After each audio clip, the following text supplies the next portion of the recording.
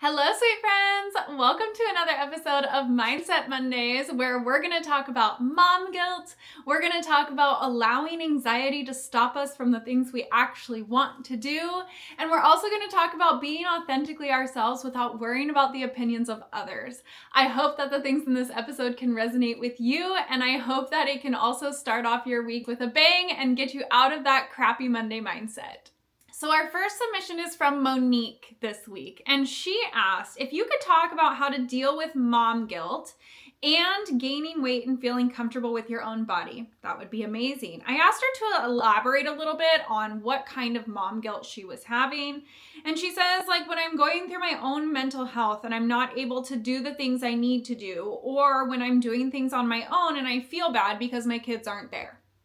Okay, so let's start off with mom guilt, then we'll start off with self-image, okay? So with mom guilt, now there's two very different things. One is guilt and one is shame. So the difference between guilt and shame is guilt is an attack on the action.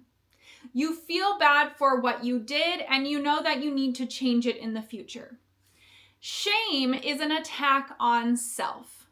Because I did this, I am now a bad mom. I'm a bad wife.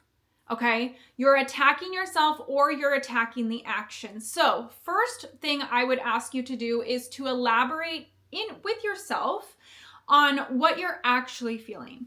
Are you feeling guilty for going out without your kids?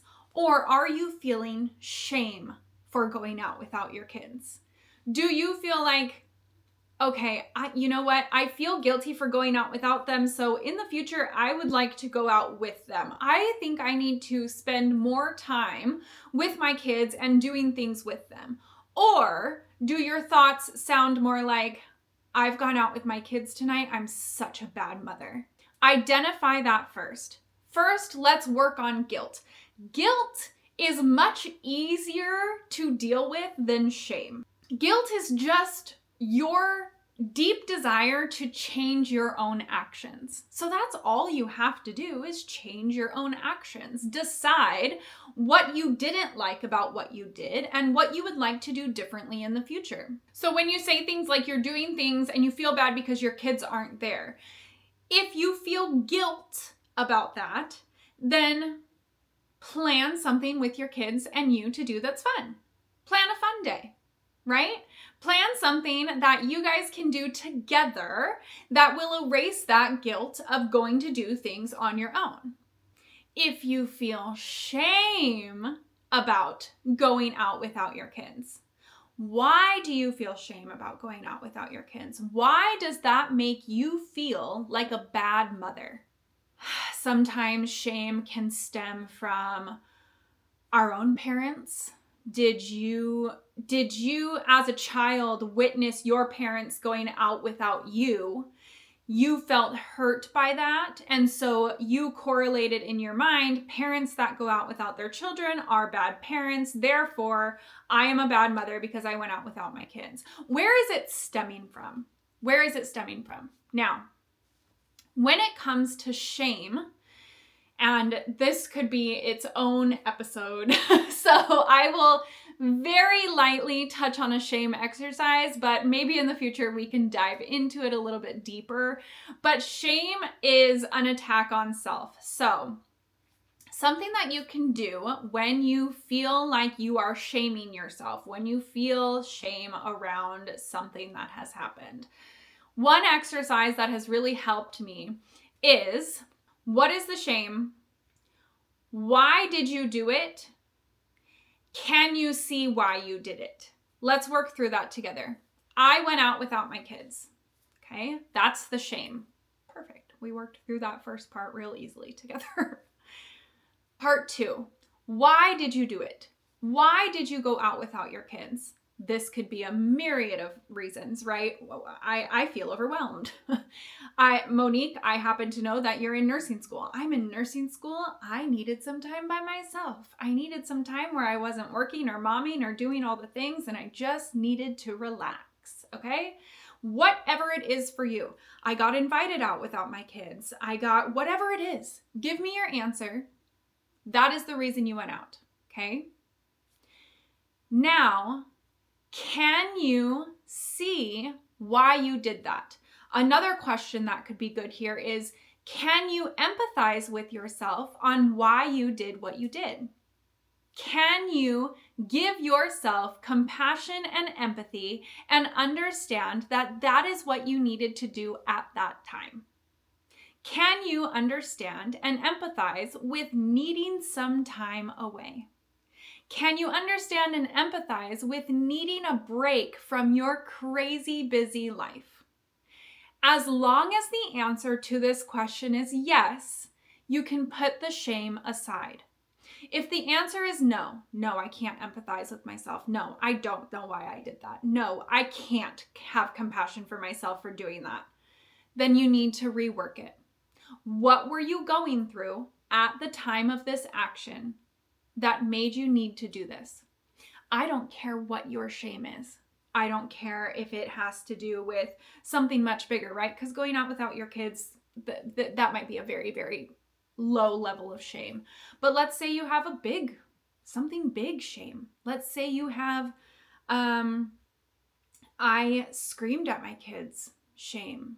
I hit my kids, shame. I cheated on my husband, shame. Whatever it may be, okay? Whatever type of shame you're feeling, can you understand what you were going through at that time that caused you to do this action?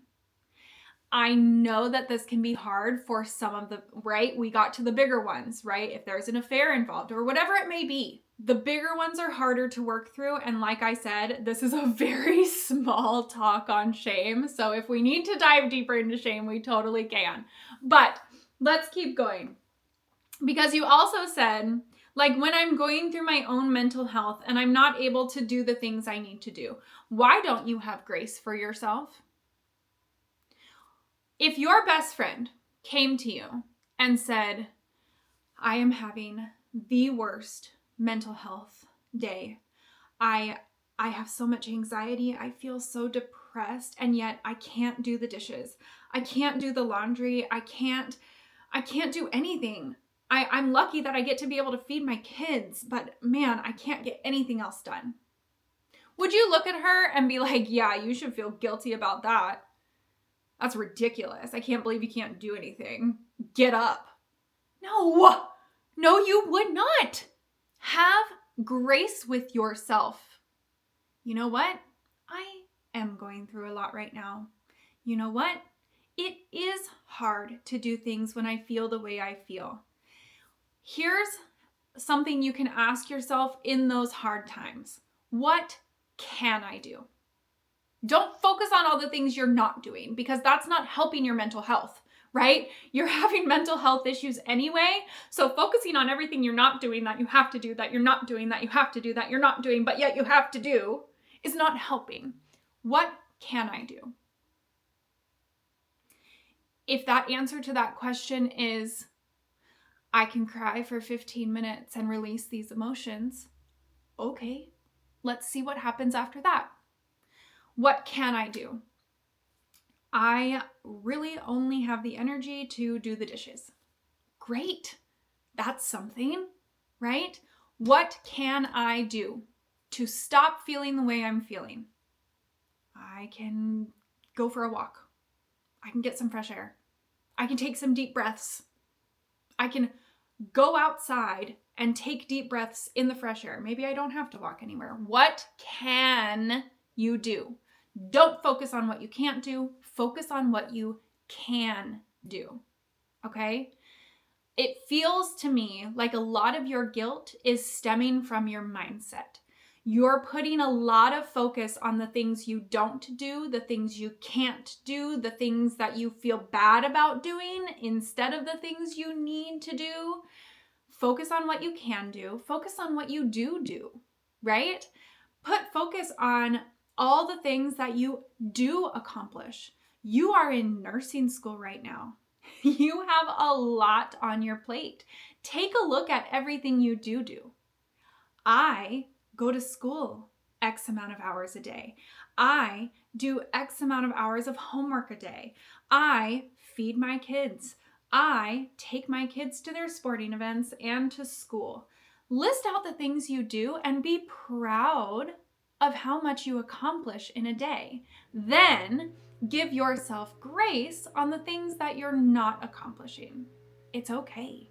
It's okay to feel overloaded. Take it one step at a time.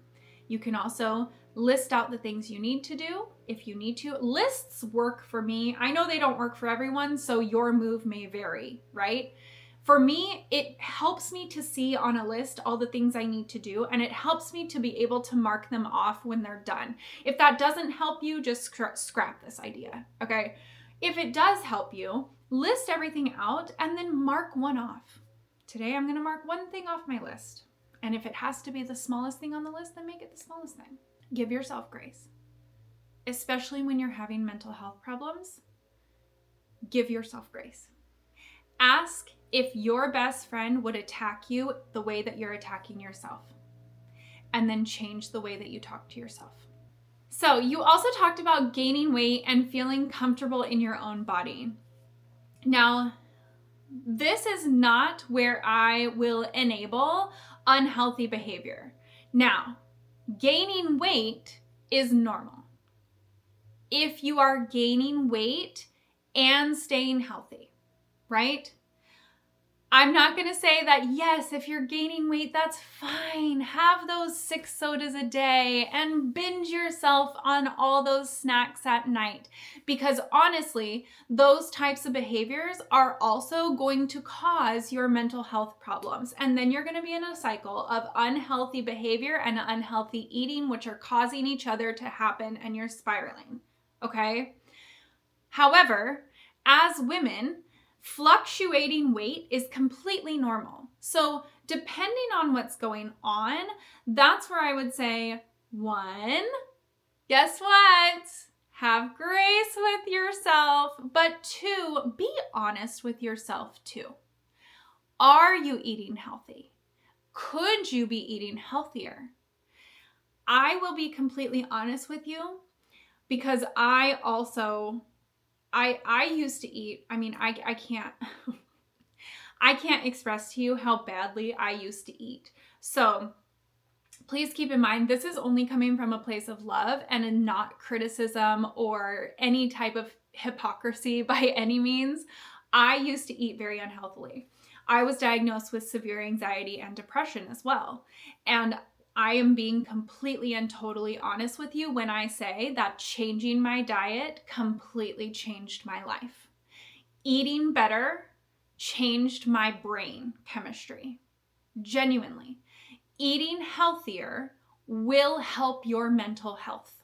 You can completely get rid of anxiety and depression, both with mindset and diet. I promise you, because I did it.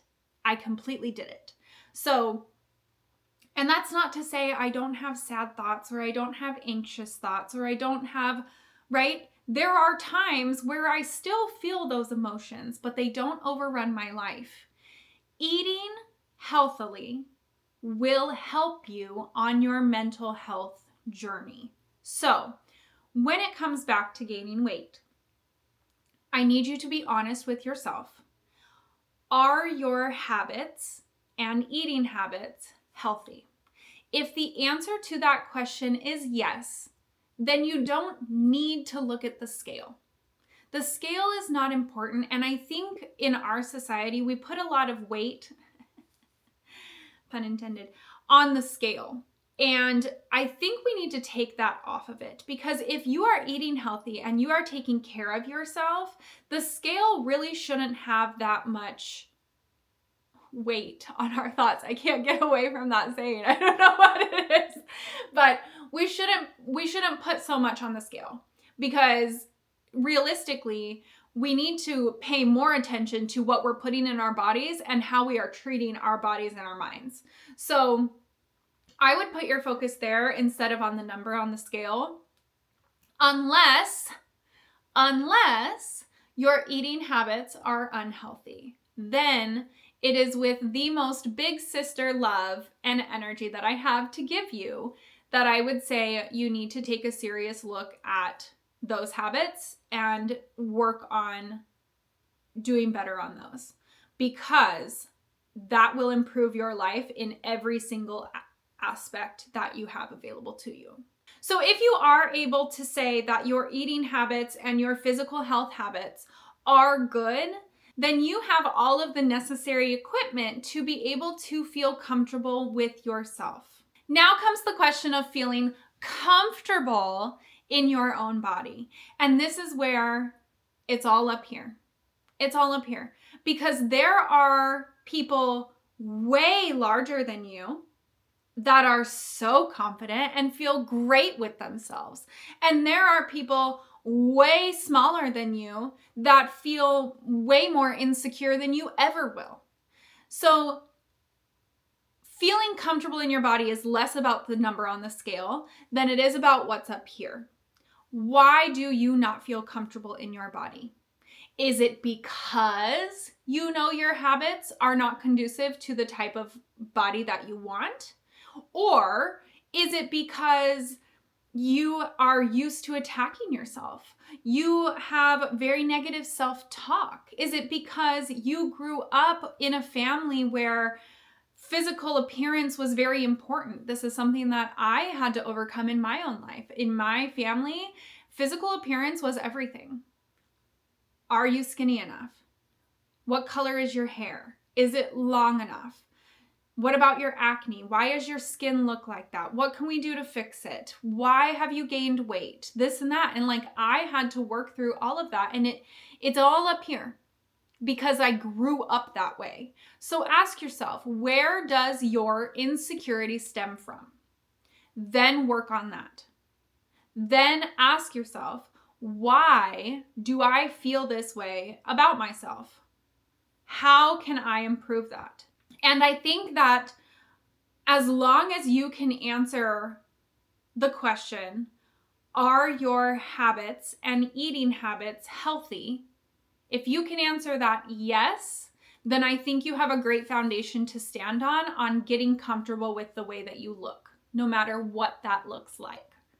If that is no, start there, start becoming healthier, start exercising, start eating healthier, make better and healthier changes there first, then work on the mindset with everything else, because I promise you, eating healthier will help your mindset always. Monique, I hope this helped you. I hope that everything I had to say came across the right way. I promise you, I mean all of this with love in my heart and the most big sister advice that I could possibly give you. I love you so dearly. So Hannah asked, not really a specific scenario, but would love your advice and opinions on anxiety stopping you from doing things. When I asked her to elaborate a little bit on what types of things anxiety is stopping her from doing, she said getting a driver's license or making friends. Okay. First of all, and this is going to be a hard truth, but you really need to come around to realizing this, that you are allowing fear to run your life. You are allowing fear to make decisions for you. Let that sink in for a minute, truly. Because ask yourself, am I okay with fear running my life? Am I okay with making every decision I make with fear as the base? So, when we talk about anxiety, there is always a baseline of a worry. So let's talk about getting a driver's license. What is the worry? I'm just going to come up with one because you didn't give me one, so I will just base it off of what I think it probably is. Getting a driver's license could be scary because operating a vehicle can be dangerous. Operating a vehicle or driving a car is there's a high probability of getting in accidents. That's just reality. And whether or not you want to face that fact, that's probably deep in your subconscious of why you feel scared to get a driver's license. So work through the worry. You get a driver's license. What's the worst that can happen? I can get in a car crash. Okay? You get in a car crash. What's the worst that can happen? I die. Okay, you die. What's the worst that can happen? Well, that's pretty much the end of it, right? Because you won't be here to worry about the worst of it, okay? So let's take death out of it, right? Because having a fear of death, that I guess that could be a whole episode in itself as well. But when there is a fear of death, usually this stems from not being present in the moment, not feeling like you are living every moment to its full capacity. One of the things that was pointed out to me, and this is in the book, The Untethered Soul by Michael A. Singer. I would highly, highly, highly recommend this book for you.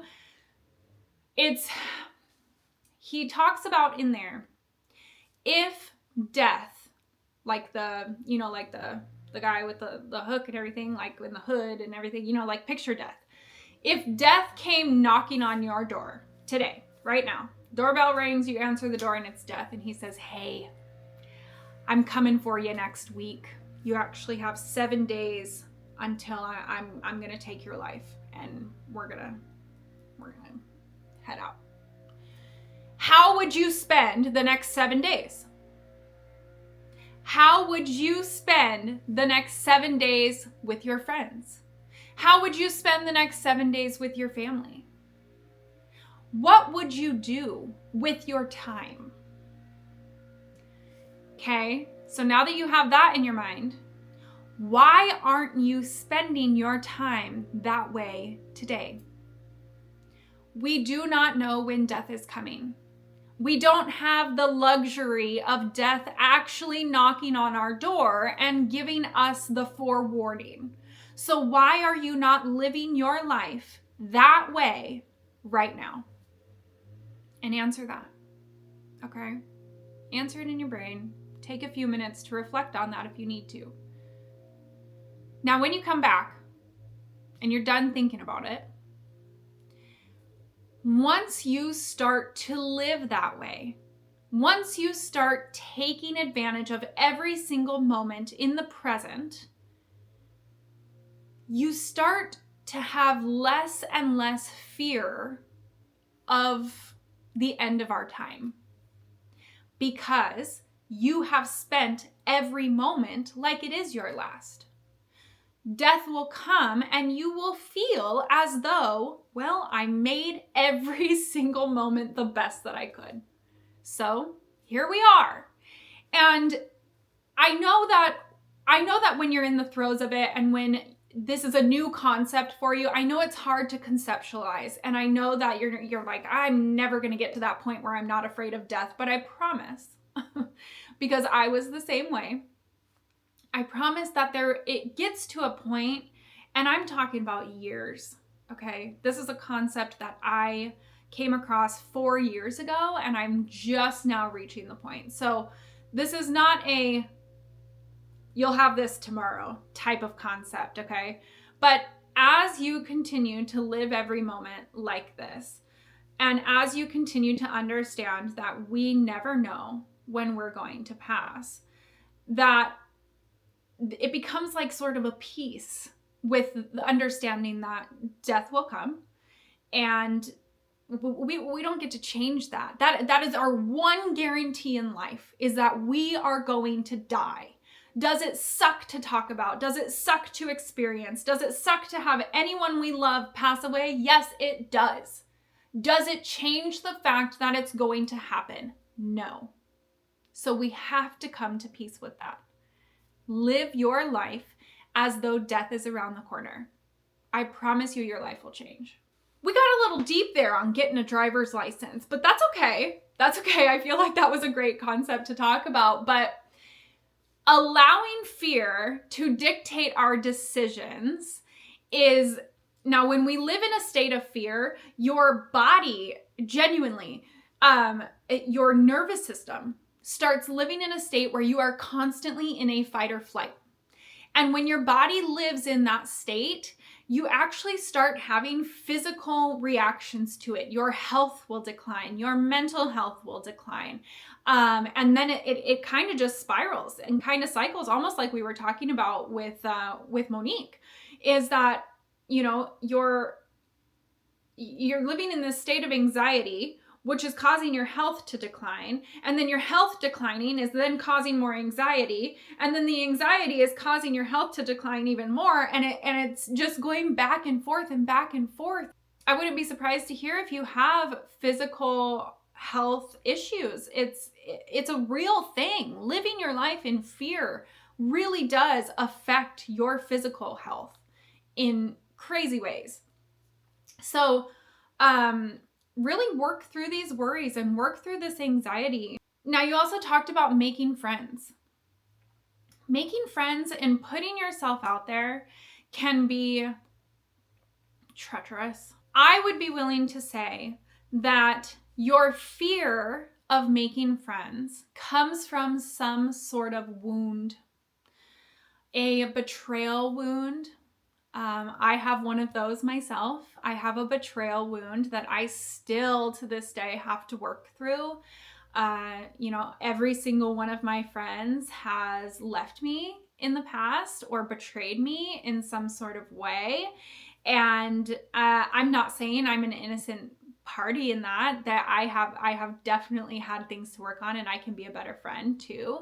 But I have a betrayal wound that I'm working on. Another big wound is an abandonment wound. So I would reflect on where the fear of making friends is stemming from.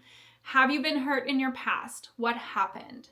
Have you been hurt by the people you love the most, namely your parents or your spouse or anyone that's very close to you? Have you been hurt by them? And what is that causing in your current relationships or even future relationships that you're afraid to navigate? So it sounds to me like you might be afraid of putting yourself out there in fear of what could come after that. It sounds like you're afraid of being hurt. And so your brain says, well, to prevent getting hurt, I just don't put myself out there. And then you become a recluse. It becomes hard to talk to anybody because you think, oh my gosh, one conversation, I could really like them. And then I could want to be friends with them. And then in the future, they could hurt me. You know what? Never mind. I'm just not going to talk to them at all. And you live your life in fear, If you are into music, I know this is so weird, but if you're into music, I would highly recommend the song called Wish You Pain by Andy Grammer. It is one of my favorite songs, and it's talking about how much he's singing to his daughter, and how much he loves her, but he wishes her pain. He wants her to experience pain. And if you really, I just got chills, but if you listen to the actual lyrics of the song, and you might have to listen to it a few times to really understand what he's trying to say, but in pain is where we grow. Being hurt is where we grow. I don't know how much you know about me.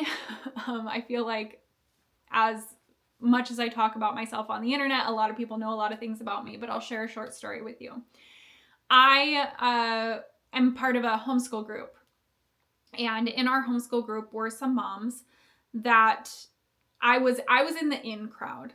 Okay, there was like a group of them that were all really close friends, and I infiltrated it, and I was in there, girl, and I loved it. We were having so much fun. I felt like I had finally found my group of girls.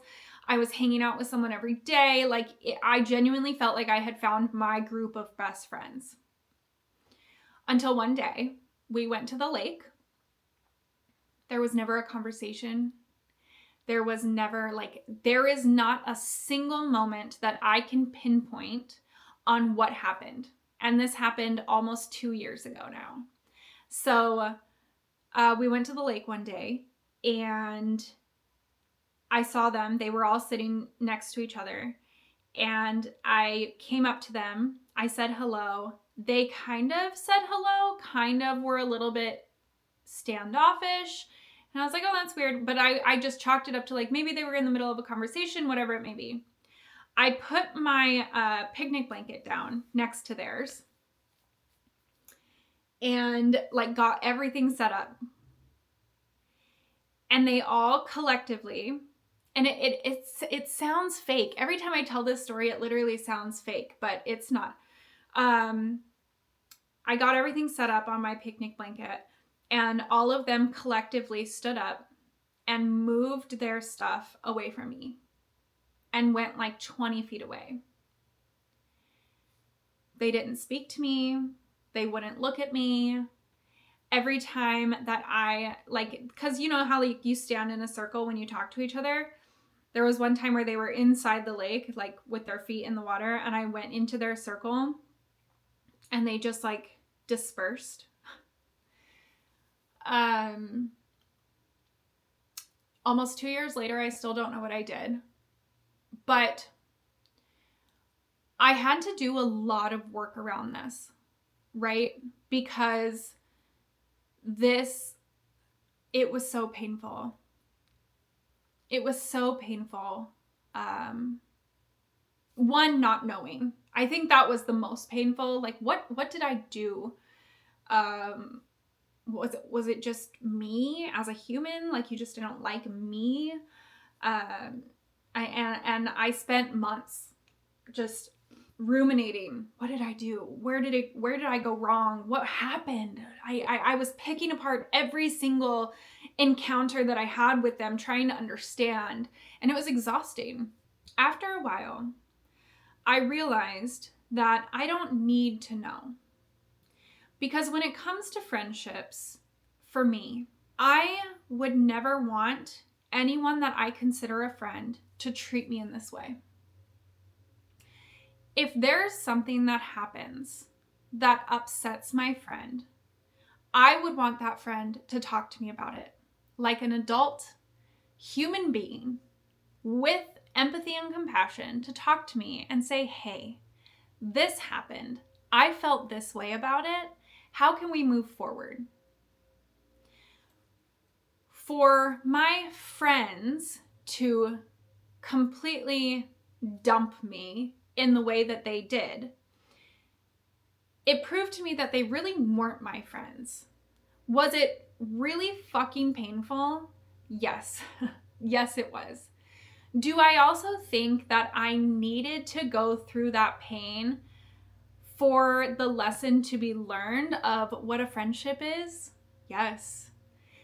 Of what I want in a friendship? Yes. Of how I want to act and treat my friends in a friendship? Yes. It's been 2 years, and they have since done that to 4 other people. And their actions have provided me my best friend. They did it to her as well. And while we connected over our shared experiences, we have since connected over everything else. And I have found a true friendship out of it because of the pain that I went through. So, while yes, that really sucked to go through, it also provided me with something I cherish and hold near and dear to me today.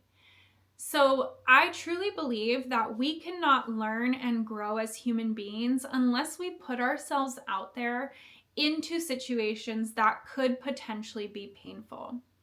I also truly believe that even if we don't put ourselves out there, there are still situations that will cause us pain and force us to learn a lesson. So why not take a risk, and possibly find the best friend that you ever had. Why not? What could happen? They could absolutely betray you. Yes, they could. And you would learn a large lesson from that. And that would suck. But that's what's meant to happen. We are meant to go through trials and tribulations as human beings. We are meant to grow. And we can only grow in the uncomfortable. It doesn't feel good to grow. Do you remember as a kid having literal growing pains? I used to wake up in the middle of the night with my legs and I would scream. My legs were hurting so bad because I was growing at such a rapid rate. Growing feels uncomfortable, even in adulthood. Instead of growing physically, we grow mentally and emotionally, and it feels uncomfortable. But I promise you, it is so rewarding. Put yourself out there. Learn the lessons. Feel the pain. You are a human being and you deserve to grow.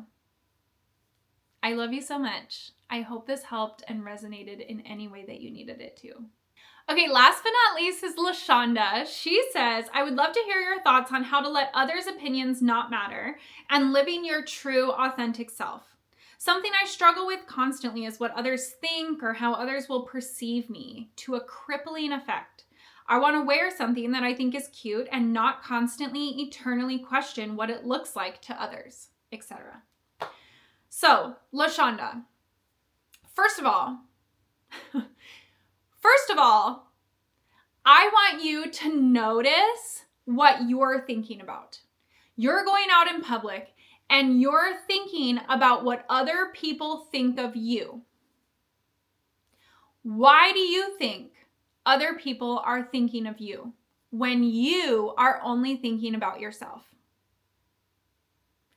I promise you, 99.9% of people are also thinking about what other people think of themselves.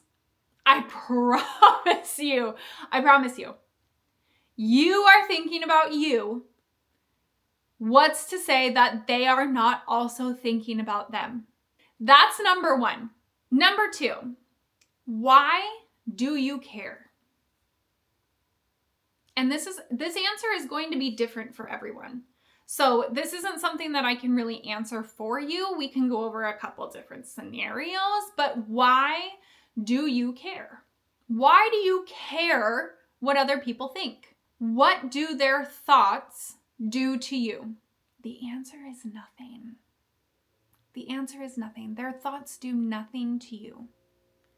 The matter of the fact is, honestly, when would you ever see these people again? And this is something recently for me that I had to overcome as well, because I started vlogging in public. And I had to do some work around because I didn't want to do it. I didn't want to hold a camera in my face in public so that people could like watch me and judge me and be like, oh my God, what does she think she is? Some influencer, you know? And then I realized for me, why do I care? When will I ever see these people again? And even if someone were to walk by me and be like, oh my God, she's recording. They don't say that out loud, right? They say that in their head. So one, I don't even hear it. Two, what does that do to me? Literally nothing. It does literally nothing to me. And we don't even know that that's what they're saying. All you're doing, LaShonda, is you're telling yourself a story. That's literally the only thing you're doing, is you're telling yourself a story. So change the story. You're telling yourself that they're looking at you and saying, oh my God, she's so ugly. Oh my God, that outfit is so hideous. Change it. Change it. Damn, that girl is so cute. Oh my God, that outfit is outstanding. Their eyes linger for a little bit on you and your brain is telling you, oh my God, they're making fun of me. No, they're not. They're admiring you. They're wondering where the fuck you got that skirt. They're wondering where your shoes came from. Change the story, because all you're doing is telling yourself the story anyway. You have no idea what they're thinking. You have no idea what they're whispering to their friends about. Who cares? Who cares? Live your life. It's only yours to live. It's not theirs to live. They don't get to live it for you. You have to deal with yourself. You have to live in your brain up here. So why not live it with positivity and excitement over yourself? If it makes you feel good, who cares what other people think? It's a hard concept, and it's hard to rewire our brain to think that way. It is, because we've spent so long criticizing ourselves and being worried about what other people think and constantly tearing ourselves down or telling ourselves we look ugly or telling ourselves we're fat or telling ourselves all these horrible things, right? Especially if you have parents that did the same to you. Especially if you have people that you love tearing you down, right? It becomes your internal monologue. So changing that is hard to do. But the first step that I would recommend is recognizing it. You go out in an outfit that you love. Someone looks at you a little too long and your brain is immediately like, oh my God, they're looking at me. Recognize it. Hold on. Okay, so they're looking at me. Okay. I'm doing it. I'm literally making a negative story. Oh my gosh. Okay, I'm making a negative story for no reason. Let's just pretend it's a positive story. They're looking at me. I think it's cute too. I know. I look so good, don't I? What's the difference? What's the difference? You. Your mind. Your thoughts. Nothing that they're doing has changed, but you have two ways of looking at it. So, another thing is being authentically yourself. Here's my question to you. If you decided on a personality, if you decided to act a certain way that wasn't true to yourself, and you act this way and you make this incredible friend, this awesome friend that loves this personality of yours, and you're like, oh my God, yes, I love this. But now every time you hang out with that person, you have to put that personality on. You have to remember like, oh God, okay, well, the real me wouldn't say that. What would this personality say? Okay. And then that's how you have to dictate every conversation you have, every interaction you have. And you have to put this new personality on. And it's not you. It's not your authentic self. So you're constantly masking. You're constantly having to pretend and change the way that you react to things or respond to things because you weren't being authentically you. Is that the type of friendship you want to have? Is that the type of friendship you're looking for? Is someone who loves you for someone you're not? Or would you rather be unapologetically, authentically you and have people look at you and be like, you're not for me? And then have other people absolutely love you for 100% who you are. You don't have to filter yourself. You don't have to worry about the things you say or do because you know that these people love you for your authentic self. Which one would you rather have? I understand that being my authentic self, people are not going to like you. Not everyone are your people. That's just reality. Here's the hard truth too, though. Even in your fake personality, people will still not like you. So wouldn't you rather be 100% authentically yourself and find your people instead of pretending to be someone you're not? Pretending to put on this face of someone you're not, pretending to act a way of someone you're not. People will see themselves out of your life. And that sucks. But when you are authentically you, you understand that your people will find you and your not people will see themselves out. And that's just how life works. Life is not, no one agrees with everyone 100%. There is not a single person in this world that every single person agrees with. No. Literally no. So being authentically yourself allows you the opportunity to find your real people and to allow the people that aren't your people to see themselves out of your life. It's a magical feeling. I promise. Kind of sucks. But understanding that you are exactly who you're meant to be, and whoever's meant to be on that journey with you will find you, is magical. So I hope that helped the three of you. I love you all so much. If you want me to dive into a certain topic more, please let me know. If you're in the Discord and you want to submit something, please put it in the Mindset submission channel. If you want to stay anonymous, please put it at the top of your submission that you want to stay anonymous and I won't use your name. I love this so much. I'm loving that you guys are loving this, and I hope to continue to make this a weekly segment. So please keep the submissions coming. I love you so much. Don't forget to subscribe, like, and comment if this helped you or didn't help you, or if you didn't agree with something, please put that in the comments. I'd love to hear your feedback and any constructive criticism that you have. I love you all so much. I hope you have a wonderful rest of your week. Happy Monday and happy mindset.